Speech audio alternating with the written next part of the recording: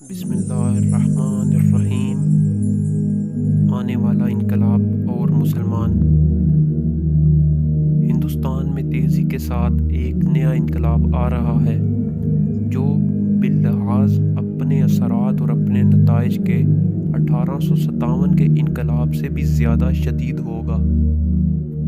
پھر اس سے بہت زیادہ بڑے پیمانے پر ایک دوسرے انقلاب کا سامان تمام دنیا میں ہو رہا ہے، اور بہت ممکن ہے کہ یہ وسیع تر انقلاب اس بر صغیر پر اثر انداز ہو کر یہاں کے متوقع انقلاب کا رخ اچانک پھیر دے اور اس کو ہماری توقعات سے بہت زیادہ پرخطر بنا کر رہے۔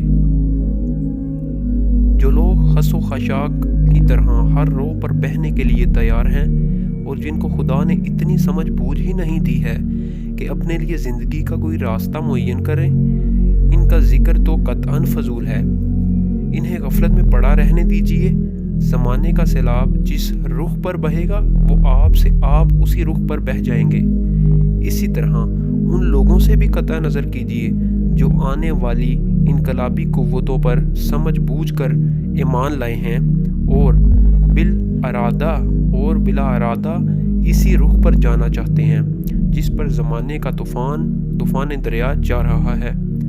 اب صرف وہ لوگ رہ جاتے ہیں جو مسلمان ہیں، مسلمان رہنا چاہتے ہیں، مسلمان مرنا چاہتے ہیں اور یہ تمنا رکھتے ہیں کہ ہندوستان میں اسلامی تہذیب زندہ رہے اور ہماری آئندہ نسلیں محمد عربی صلی اللہ علیہ وآلہ وسلم کی بتائی ہوئی راہ راست پر قائم رہیں۔ ان لوگوں کے لیے یہ وقت رواروی سے گزار دینے کا نہیں بلکہ گہری سوچ اور غایت درجے کے غور و فکر کا ہے۔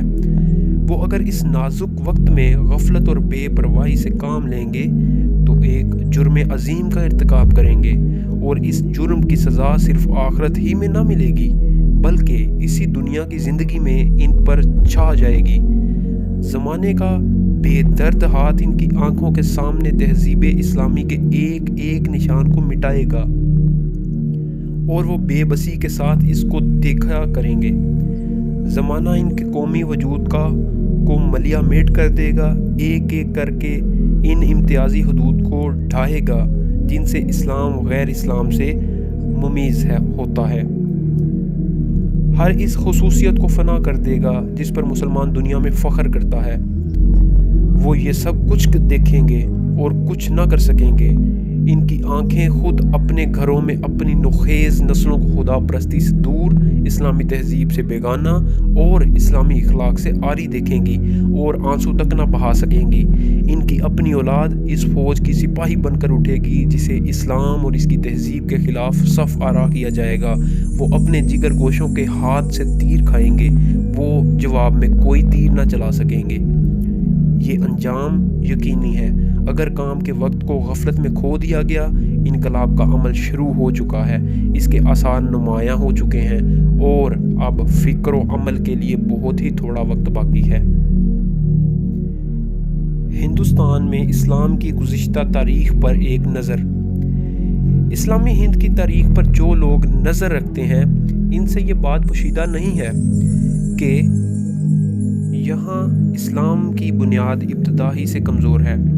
صدر اول میں اور اس سے متصل بعد کی قرنوں میں اسلامی سیلاب کی جو لہریں ہندوستان تک پہنچی وہ زیادہ تر خس و خاشاک اور کثافتیں لے کر آئی، اس لیے کہ اس زمانے میں ہندوستان دارالاسلام کی آخری سرحدوں پر تھا، اور وہ سب لوگ جو اسلام کے مرکزی اقتدار یا اصولی عقیدہ و مسلک کے خلاف بغاوت کرتے تھے عموماً بھاگ کر اسی طرف آ جاتے تھے۔ چنانچہ سندھ اور کاٹھیاوار اور گجرات وغیرہ ساحلی علاقوں میں جو گمراہیاں آج تک پائی جاتی ہیں وہ اسی زمانے کی یادگار ہیں۔ اس کے بعد 6 صدی ہجری میں جب اصل دارے نے ہندوستان کی طرف رخ کیا تو وہ خود اجمی کثافتوں سے بہت کچھ آلودہ ہو چکا تھا۔ عمرہ میں روح جہاد اور علماء میں روح اجتہاد سرد ہو چکی تھی۔ ہمارے حکمران زیادہ تر وہ لوگ تھے جن کو خراج اور توسیع مملکت کی فکر تھی۔ اور ہمارے مذہبی پیشواؤں میں اکثریت ان حضرات کی تھی جن کی زندگی کا مقصد حکومت کے مناصب حاصل کرنا اور ہر قیمت پر اپنے مذہبی اقتدار کی حفاظت کرنا تھا۔ یہی وجہ ہے کہ نہ یہاں صحیح معنوں میں کبھی اسلامی حکومت قائم ہوئی، نہ حکومت نے پوری طرح وہ فرائض انجام دیے جو شرعاً اس پر عائد ہوتے تھے، نہ اسلامی علوم کی تعلیم کا کوئی صحیح نظام قائم ہوا، نہ اشاعت اسلام کی کوئی خاص کوشش کی گئی، نہ اسلامی تہذیب کی ترویج اور اس کے حدود کی نگہداشت جیسی ہونی چاہیے تھی ویسی ہو سکی۔ علماء اور صوفیہ کے ایک مختصر گروہ نے بلا شبہ نہایت زرعی خدمات انجام دیں، اور انہی کی برکت سے کہ آج ہندوستان کے مسلمانوں میں کچھ علم دین اور کچھ اتباع شریعت پایا جاتا ہے۔ لیکن ایک گروہ وہ ایسی حالت میں کیا کر سکتا تھا جب کہ قوم کے عوام جاہل اور ان کے سردار اپنے فرائض سے غافل ہوں۔ اسلام کی عام کشش سے متاثر ہو کر ہندوستان کے کروڑوں آدمی مسلمان ہوئے، مگر اسلامی اصول پر ان کی تعلیم و تربیت کا کوئی انتظام نہ کیا گیا۔ نتیجہ یہ ہوا کہ اس ملک کی اسلامی آبادی کا سواد اعظم ان تمام مشرکانہ اور جاہلانہ رسوم و عقائد میں گرفتار رہا جو اسلام قبول کرنے سے پہلے ان میں رائج تھے۔ جو مسلمان باہر سے آئے تھے ان کی حالت بھی ہندوستانی نو مسلموں سے کچھ زیادہ بہتر نہ تھی۔ ان پر عجمیت پہلے ہی غالب ہو چکی تھی، نفس پرستی اور عیش پسندی کا گہرا رنگ ان پر چڑھ چکا تھا۔ اسلامی تعلیم و تربیت سے وہ خود پوری طرح بہرہور نہ تھے، زیادہ تر دنیا ان کو مطلوب تھی۔ خالص دینی جذبہ ان میں سے بہت ہی کم لوگوں میں تھا۔ وہ یہاں آ کر بہت جلدی عام باشندوں میں گھل مل گئے، کچھ ان کو متاثر کیا اور کچھ خود ان سے متاثر ہوئے۔ نتیجہ یہ ہوا کہ یہاں مسلمانوں کا تمدن اسلامیت، عجمیت اور ہندویت کی ایک معجون مرکب بن کر رہ گیا۔ عام طور پر جو طرز تعلیم یہاں رائج ہوا وہ اسی ڈھنگ کا تھا جسے انگریزوں نے بعد میں اختیار کیا۔ اس کا بنیادی مقصد حکومت کی خدمات کے لیے لوگوں کو تیار کرنا تھا۔ قرآن اور حدیث کے علوم جن پر اسلامی تہذیب کی بنیاد قائم ہے یہاں کے نظام تعلیم میں بہت ہی کم بار پا سکے۔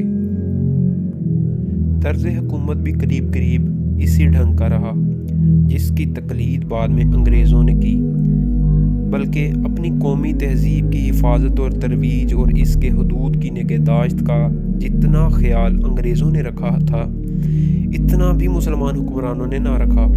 خصوصیت کے ساتھ مغل فرمانرواؤں نے اس باب میں جس سہل انگاری سے کام لیا ہے اس کی مثال تو شاید کسی حکمران قوم میں نہ مل سکے گی۔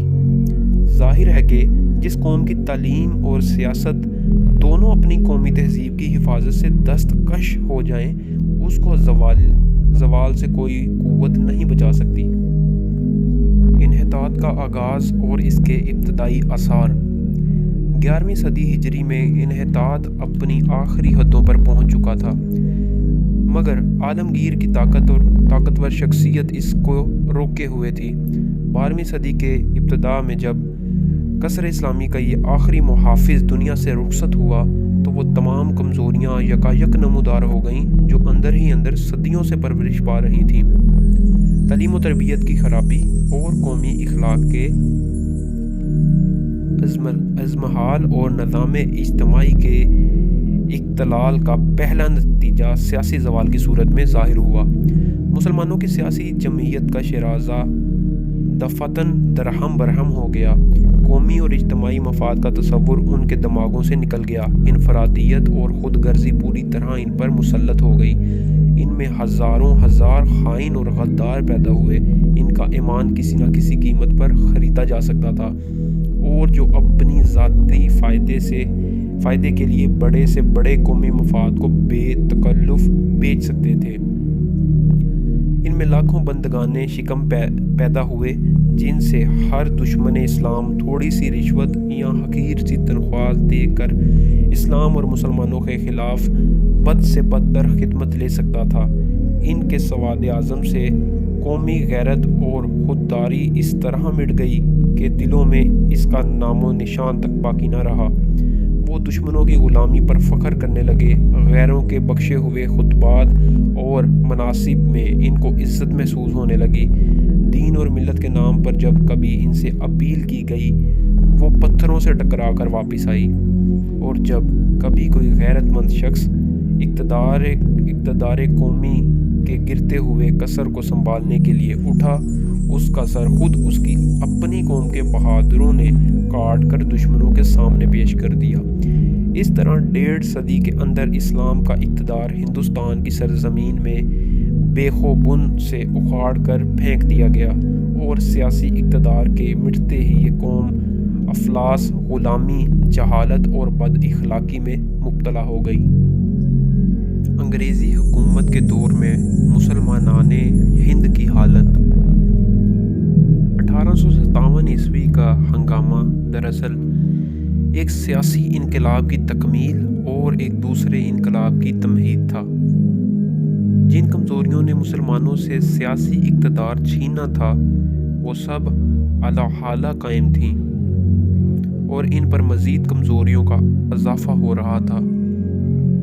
ان کے اندر اسلامی تہذیب کی بنیاد پہلے سے کمزور تھی۔ اس کمزوری نے جب حکومت کے منصب سے ان کو ہٹا دیا اور افلاس و غلامی کی دوہری مصیبت میں وہ گرفتار ہوئے، تو دوسری اور کمزوریاں روبکار آ گئیں۔ دین اور اخلاق اور تہذیب اور تمدن، یہ سب چیزیں بلند تر انسانیت سے تعلق رکھتی ہیں، اور ان کی قدر و عزت وہی لوگ کر سکتے ہیں جو حیوانیت سے بالاتر ہوں۔ پیٹ اور روٹی اور کپڑا اور آسائش بدن اور لذات نفس وہ چیزیں ہیں جو انسان کی حیوانی ضروریات سے تعلق رکھتی ہیں، اور جب انسان مقام حیوانی سے قریب تر ہوتا ہے تو اس کی نگاہ میں یہ چیزیں زیادہ اہم ہو جاتی ہیں، حتیٰ کہ وہ اس کی خاطر بلند تر انسانیت کی ہر متاع گراں مایہ کو نہ صرف قربان کر دیتا ہے، بلکہ حیوانی زندگی کی آخری حدوں پر پہنچ کر اس میں یہ احساس بھی باقی نہیں رہتا کہ میرے لیے کوئی چیز ان چیزوں سے اعلیٰ و ارفع بھی ہو سکتی ہے۔ ہندوستان کا مسلمان جب اپنا سیاسی اقتدار کھو رہا تھا، اس زمانے میں اس کی انسانیت بالکل فنا نہیں ہوئی تھی۔ اس لیے وہ پیٹ اور بدن پر انسانیت کی گراں قدر متاعوں کو قربان تو کر رہا تھا، مگر اس کو یہ احساس ضرور تھا کہ یہ متاعیں گراں قدر ہیں اور کسی نہ کسی طرح ان کی بھی حفاظت کرنی چاہیے۔ لیکن جب وہ سیاسی اقتدار کھو چکا تو افلاس نے پیٹ اور بدن کے سوال کو 1000 گنا زیادہ اہم بنا دیا، اور غلامی نے غیرت اور خودداری کے تمام احساسات کو مٹانا شروع کر دیا۔ نتیجہ یہ ہوا کہ اس کی انسانیت روز بروز پست ہوتی چلی گئی، اور حیوانیت کا اثر بڑھتا اور چڑھتا چلا گیا، یہاں تک کہ ابھی 1 صدی بھی پوری نہیں گزری ہے، اور حال یہ ہو گیا ہے کہ مسلمانوں کی ہر نسل پہلی نسل سے زیادہ نفس پرست، بندہ شکم اور آسائش بدن کی غلام بن کر اٹھ رہی ہے۔ 70 برس پہلے وہ مغربی تعلیم کی طرف یہ کہہ کر گئے تھے کہ ہم صرف اپنی حیوانی ضروریات پوری کرنے کے لیے اور ادھر جا رہے ہیں، اپنے دین و اخلاق اور اپنی قومی تہذیب و تمدن کو ہم کھونا نہیں چاہتے۔ اور واقعہ بھی یہ تھا کہ اس وقت تک یہ چیزیں ان کی نگاہ میں کافی اہمیت رکھتی تھیں، لیکن جیسا کہ ہم نے اوپر عرض کیا، وہ بنیادی کمزوریاں جنہوں نے ان کو حکومت کے منصب سے ہٹایا تھا، ان میں پہلے سے موجود تھیں، اور وہ نئی کمزوریاں جو غلامی و افلاس کی حالت میں فطرتاً پیدا ہوتی ہیں، ان کے اندر تیزی سے پیدا ہو رہی تھیں۔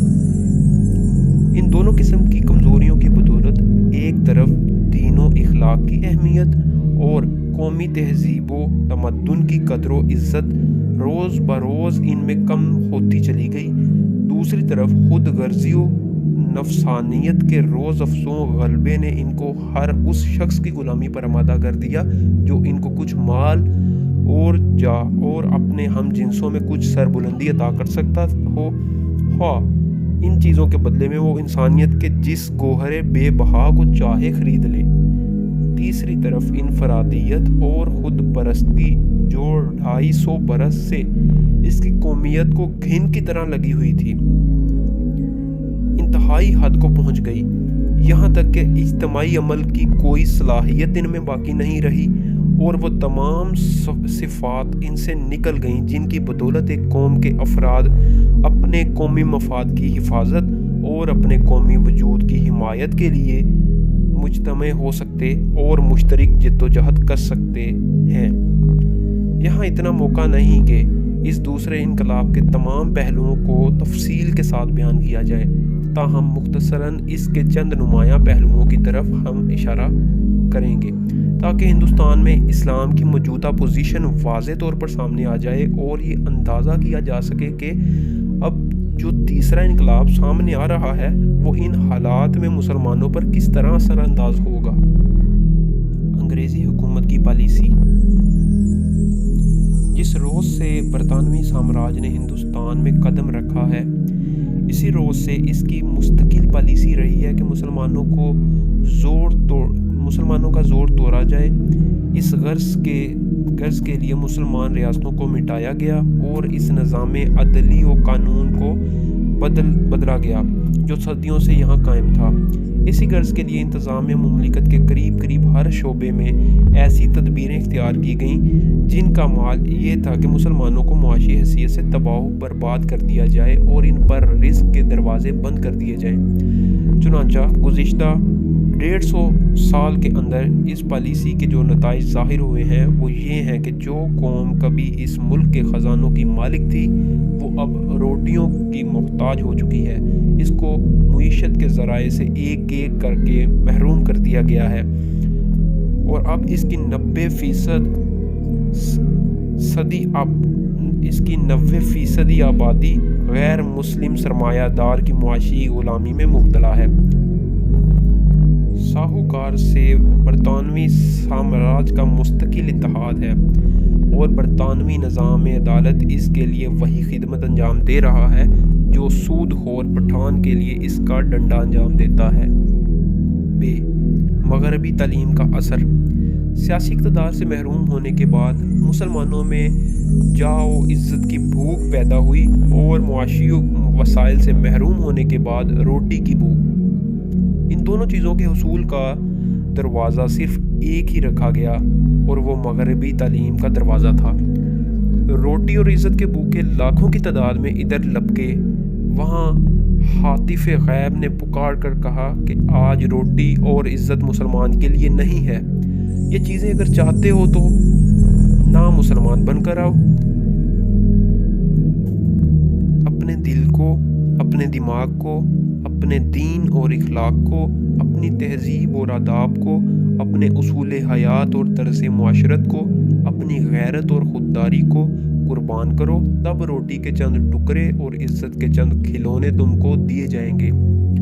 इन्होंने ख्याल किया कि बहुत ही सस्ते दामों बहुत ही कीमती चीज़ मिल रही है, बेचो इस कबाड़ खाने को। ये चीज़ें जो रोटी और खिताब व मनसब जैसी बेबहा चीज़ों के मुआवजे में मांगी जा रही हैं, इन्हें तो गहन रख कर बनिए से 4 पैसे भी नहीं मिल सकते।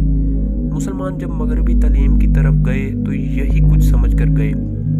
ज़ुबानों ने गो ऐसा नहीं कहा, मगर जज्बात और तख़य्युलात तो ऐसे ही कुछ थे।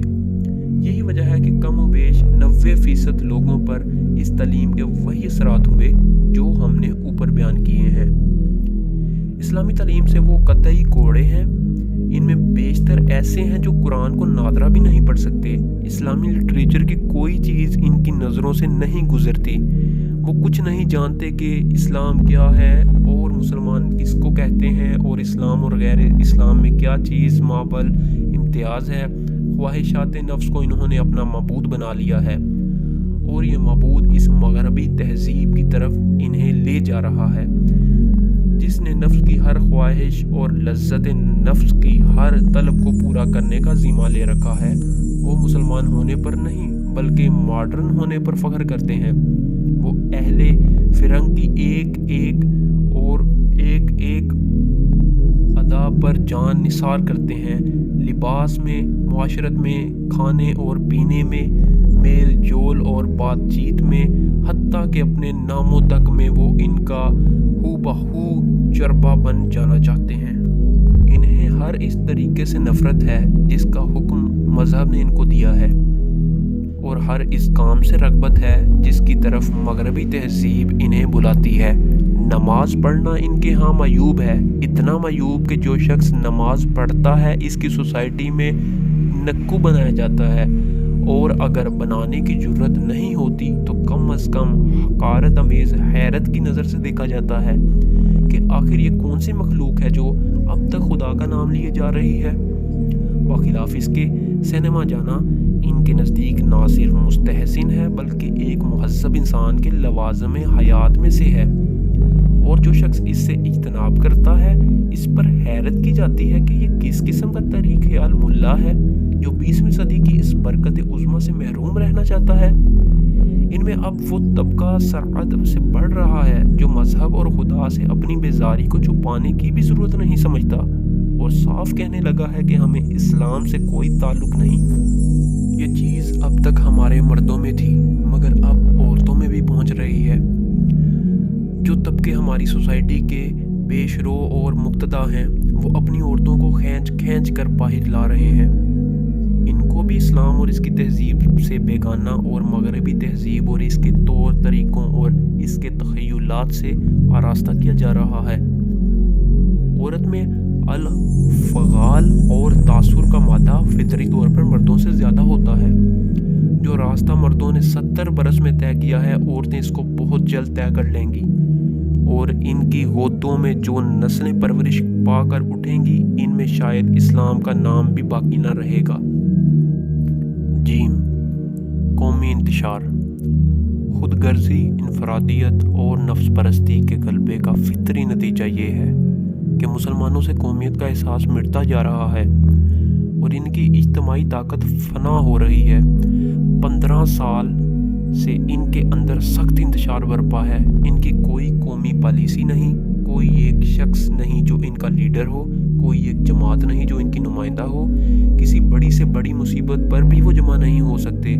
ایک بن سری فوج ہے جو راس کماری سے پشاور تک پھیلی ہوئی ہے، ایک ریور ہے جس میں کوئی نظم نہیں ہے، ایک بھیڑ ہے جس میں کوئی رابطہ نہیں ہے۔ ہر فرد آپ ہی اپنا لیڈر اور اپنا پیرو ہے۔ انجمنیں اور جمعیتیں ہزاروں ہیں مگر حال یہ ہے کہ ایک ہی انجمن کے ارکان باہم برسرے بیکار ہو جاتے ہیں اور اعلانیہ ایک دوسرے کے مقابلے پر آ جاتے ہیں۔ اول ان کو اپنی اس طاقت کا گھمنڈ تھا جو کبھی ان میں پائی جاتی تھی، مگر ہمسایہ قوموں نے 2 سال کے اندر ان کو بتا دیا کہ طاقت کس چیز کا نام ہے۔ یہ آپس میں لڑتے رہے اور وہ منظم ہو گئیں۔ انہوں نے خود اپنے سرداروں میں سے ایک کو کھینچ کر زمین پر گرا دیا اور انہوں نے ایک سردار کی اطاعت کی، اسے تمام ملک میں بے تاج و تخت کا بادشاہ بنا دیا۔ یہ اپنی قوتیں اپنی تخریب میں ضائع کرتے رہے اور وہ حکومت سے باہم مقابلہ کر کے اپنا زور بڑھاتے رہے۔ انہوں نے ملک کے تازہ انتخابات میں شخصی اغراض کو سامنے رکھا اور 20 پارٹیاں بن کر اسمبلی میں پہنچے۔ انہوں نے اجتماعی اغراض کو مقدم رکھ کر تمام ملک میں منظمت جدوجہد کی اور ایک مستحکم جمعیت کی شکل میں حکومت کے ایوانوں پر قبضہ کر لیا۔ ان نتائج کو دیکھ کر مسلمانوں پر اب وہی اثر ہو رہا ہے جو ایک باقاعدہ فوج کو دیکھ کر ایک منتشر انبوہ پر ہوا کرتا ہے۔ ایک منظم جماعت کی کامیابیوں سے وہ مرعوب ہو گئے ہیں۔ وہ دیکھ رہے ہیں کہ حکومت کا اقتدار اب بہت جلد انگریز کے ہاتھ سے منتقل ہو کر اس نئی جماعت کے ہاتھ میں آنے والا ہے۔ لہٰذا اب وہ سمت قبلہ بدلنے کی تیاریاں کر رہے ہیں۔ ان کے سجدوں کا رخ وائسریگل راج سے ہٹ کر آئند بھون کی طرف پھرنے لگا ہے، اور آج نہیں تو کل پھر کر رہے گا۔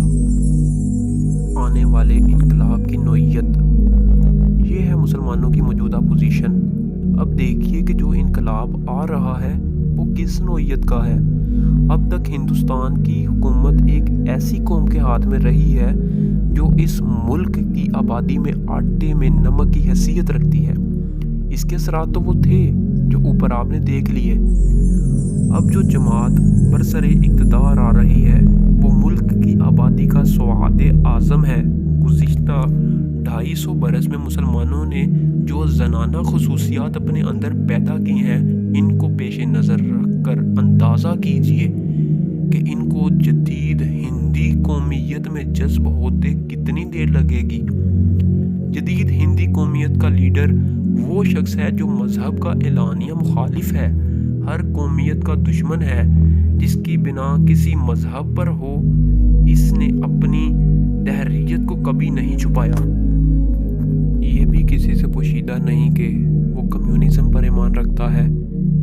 اس امر کا بھی وہ خود اعتراف کر چکا ہے کہ میں دل اور دماغ کے اعتبار سے مکمل فرنگی ہوں۔ یہ شخص ہندوستان کی نوجوان نسل کا رہنما ہے، اور اس کے اثر سے وہ جماعت نہ صرف غیر مسلم قوموں میں بلکہ خود مسلمانوں کی نوخیز نسلوں میں بھی روز افزوں تعداد میں پیدا ہوتی جا رہی ہے، جو سیاسی حیثیت سے ہندوستانی وطن پرست اور اعتقادی حیثیت سے کمیونسٹ اور تہذیبی حیثیت سے مکمل فرنگی ہے۔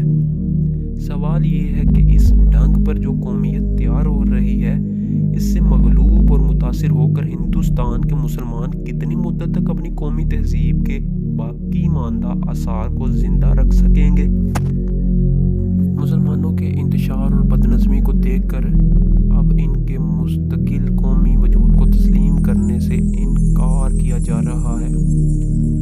جن لوگوں کی عمریں عوام کی رہنمائی اور اقوام کی نفس شناسی میں گزری ہیں، ان سے یہ راز کب تک چھپا رہ سکتا تھا کہ اس قوم کا شیرازہ قومیت بڑی حد تک بکھر چکا ہے۔ وہ خصوصیات اس سے فنا ہو رہی ہیں جو کسی جماعت کو ایک قوم بناتی ہیں، اور اب اس کے افراد کسی دوسری قومیت میں جذب ہونے کے لیے کافی حد تک مستعد ہو چکے ہیں۔ یہی چیز ہے جس کی بنا پر اب یہ اسکیم بنائی جا رہی ہے کہ مسلمانوں کی جماعتوں کو خطاب کرنے کے بجائے ان کے افراد کو خطاب کیا جائے اور ان کو جدا جدا اکائیوں کی شکل میں رفتہ رفتہ اپنی طرف کھینچ لیا جائے۔ یہ کس چیز کی تمہید ہے؟ جس شخص کو اللہ نے تھوڑی سی بصیرت بھی عطا کی ہے، وہ اس کو سمجھنے میں غلطی نہیں کر سکتا۔ مسلمان انگریزی اقتدار کے زمانے میں جس کریکٹر کا اظہار کرتے رہے ہیں، اس کو سامنے رکھ کر غور کیجئے، کیا اسمبلیوں کی نشستوں اور آئندہ معاشی اور سیاسی فائدے کا لالچ ان کے افراد کو فوج در فوج اس طرف کھینچ کر نہ لے جائے گا جس طرف انہیں کھینچا جا رہا تھا؟ اور کیا یہ وہی سب کچھ نہ کریں گے جو انگریزی اقتدار کی غلامی میں کر چکے ہیں؟ مسلمانوں کی اصلی کمزوری کو تاڑ لیا گیا ہے۔ آپ نے سنا کیا؟ آپ نے سنا کہ انہیں کھینچنے کے لیے جو صدا بلند کی جا رہی ہے وہ کون سی صدا ہے؟ وہی پیٹ اور روٹی کی ذلیل صدا جو ہمیشہ خود غرض اور شکم پرست حیوانات کو اپنی طرف کھینچتی رہی ہے۔ ان سے کہا جا رہا ہے کہ تہذیب کیا بلا ہے، اور تمہاری تہذیب کی خصوصیت بجز پجامے اور داڑھی اور لوٹے اور ہے ہی کیا؟ اس میں آخر کون سی اہمیت ہے؟ اصلی سوال تو پیٹ کا سوال ہے۔ اسی سوال کو حل کرنے کے لیے ہم اٹھے ہیں۔ اب اگر دہریت اور کمیونزم کا زہر بھی تھوڑا تھوڑا ہر نوالے کے ساتھ پیٹ میں اتر جائے تو اس سے گھبرانے کی کوئی وجہ نہیں۔ جو قوم اس سے پہلے انہی نوالوں کے ساتھ الحاد اور فرنگیت کا زہر بھی اتار چکی ہے، اس کے حلق میں ویسی ہی چند اور چٹنیاں کیوں ہنسنے لگیں؟ جدید انقلابی دور کی ابتدائی علامتیں۔ اس نوعیت کا ہے وہ انقلاب جو اب